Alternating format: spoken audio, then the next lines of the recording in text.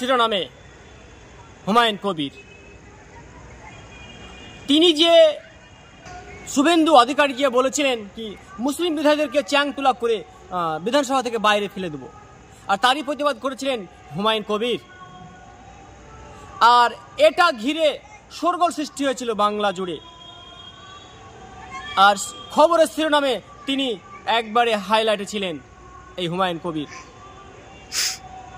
এবং সেটাকে কেন্দ্র করে তিনি এই কথা বলার কারণে তাকে শোকজ লেটার খেতে হয়েছে। তিনার কাছে জানতে চেয়েছে কেন এই ধরনের কথা বলেছেন। তাকে শোকজ করলেও তিনি মাথা নত করেনি। তিনি বলেছেন আগে আমার জাতি, তারপরে আমার কোনো রাজনৈতিক দল। এবার এটা নিয়ে গোটা বাংলায় একটা তোলপাড় সৃষ্টি হয়েছে। আমি স্যালুট জানাই তিনাকে, তিনি মাথা নত করেননি। কেননা তিনি তো কোনো রকম ভাবে ভুল কথা বলেনি, তিনি তো সংবিধান বিরোধী কথা বলেনি।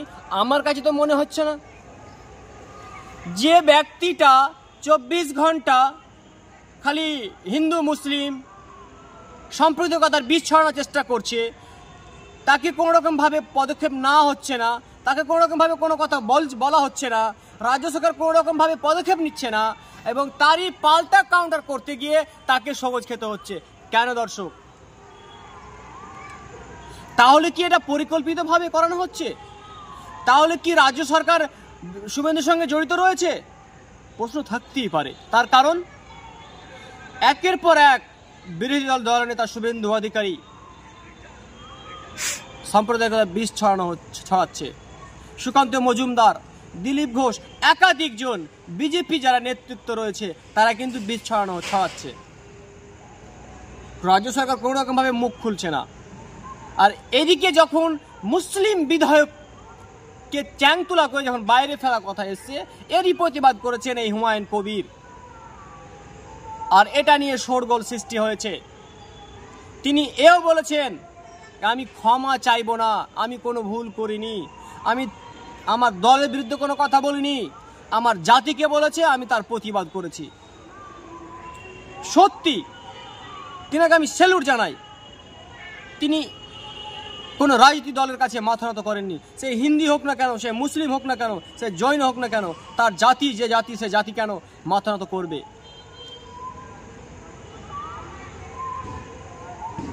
এটুকু সূত্রের খবর জানতে পারা যাচ্ছে তিনি নাকি পদত্যাগ দিতে পারেন, তৃণমূল থেকে তিনি ছেড়ে আসতে পারেন, এমনটাই জানতে পারছে সূত্রের খবর।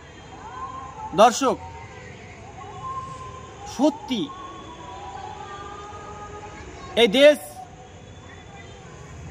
আমরা বসবাস করছি, কিন্তু মুসলিম সম্প্রদায় যারা রয়েছে তাদেরকে মনে হচ্ছে একটা কাঠের পুতুল বানিয়ে ফেলেছে। তারা শুধু খেলনা হয়ে গেছে, শুধু ভোট ব্যাংক হয়ে গেছে। না হলে এই ধরনের কথা বলছে, আর কোনো রকমভাবে কোনো পদক্ষেপ নেয় না কোনো রাজ্য সরকার।